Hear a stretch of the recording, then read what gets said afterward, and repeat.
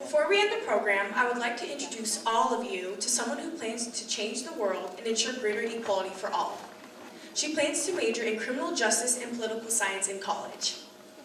Her hobbies are piano, sewing, and like Miss Hobson, she loves to swim. She loves to smile all the time because she insists that life is too short not to smile and to be happy. Please welcome my amazing Cinnamongirl sister, Miss Gabrielle Battle.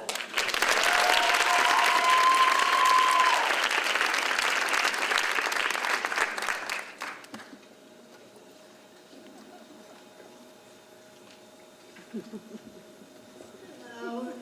Once again, my name is Gabrielle Battle, and this is my speech, Still I Rise. January 8th, 2014, 12:05 p.m. A moment in my life in which I will always remember.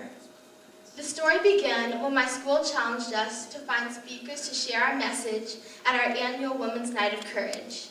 During this event, a panel of women would speak to the students about what it meant to be courageous. I wanted to write and invite a phenomenal woman, someone who rose above the darkness and prevailed, someone who took obstacles like it was her morning tea, someone who made herself stronger by the burdens of life, someone who is courageous in my eyes, someone who would say, "You may write me down in history with your bitter, twisted lies. You may trod me in this very dirt, but still, like dust, I'll rise." With high spirits, I sat down to write the great Dr. Angelou. I got to work, perfecting my letter, reading it over and over till I could just feel the pain behind my eyes. I wanted to give up. I knew this hard work probably wouldn't be worth it. She was a very busy woman and got requests like this every single day. But then I remembered what she said. Just like moons and like suns, with the certainty of tides, just like hopes springing high, still I'll rise. I needed to have Maya Angelou come and speak. I needed to feel her courage. I needed to be inspired.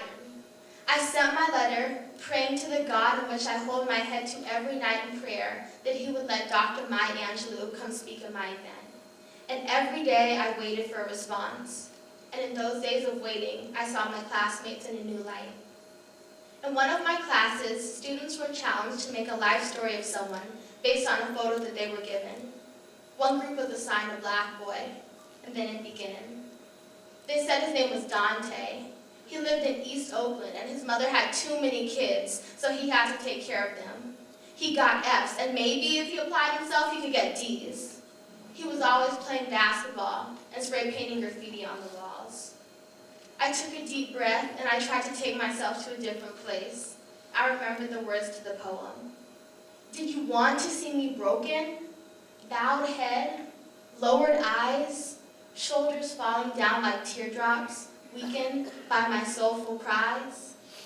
I immediately raised my hand and passionately said, "I disagree." And the teacher told me I could not disagree. The words of the poem continued to flow through my head. Does my haughtiness offend you? Don't you take it awful hard because I laugh like I've got gold mines digging in my own backyard? The group continued to share their thoughts on who they thought Dante was. The words cut me deep, and they stung. I continued to listen and listen until I was numb, and nothing was left but anger. The ignorance was a piercing pain that hurt to the core. The poem continued to play on in my mind. You may shoot me with your words. You may cut me with your eyes. You may kill me with your hatefulness. But still, like air, I'll rise. I left that class defeated, and it was even more important to me that Dr. Maya Angelou came and spoke at my event. Slowly, time drifted, and I'd forgotten that I'd written the letter.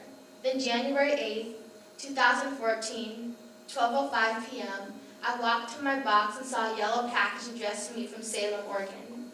It was addressed to me from Dr. Maya Angelou. I fumbled to open the package. I tried to neatly and patiently take the letter out of the package, but I was nervous. I felt like my heart was going to leap out of my chest, and then I didn't see a letter that said she was coming, but something else, something that changed my life. I saw her famous Still I Rise poem. The poem was signed by her and said, "Joy, Maya Angelou." I realized that the poem I had received was the best thing I could have ever received. The poem showed me how to rise above the negativity, and I felt blessed. The next thing that happened will be a life lesson that is cemented in my mind forever. The director of my school, who's always been supportive of me, asked if I would read my poem at one of the all-school assemblies, and I eagerly agreed. I knew that by sharing this poem, I could share a piece of my history. So I walked up to the podium, and I was not nervous. I was proud. I was eager. I was eager because this time my words could not be shut down. This time I could speak the truth. I could share her words. Out of the huts of history, shame, I rise. Up from a past that's rooted in pain, I rise. I'm a black ocean, leaping and wide, welling and swelling, I bear in the tide. As I read the poem, I could see irritated faces, eye rolls, and yawns. I was trying to get everyone to be in the moment, to be inspired, but it was of no use. I could see the same girls who spoke in harsh words towards Dante making faces at me, and I pitied them. I felt a deep sorrow for them, and I realized more than I ever thought I would while standing on that stage reading the poem. As I finished the poem, I realized that the words meant more to me that day than they did when I read the poem prior to writing the letter. I realized in that moment that all I could do was continue to have a voice, continue to be strong, and not let these other students dictate my experiences or my future. As I finished the poem, I read the last few lines remembering that Dr. Angelou had given me the greatest gift.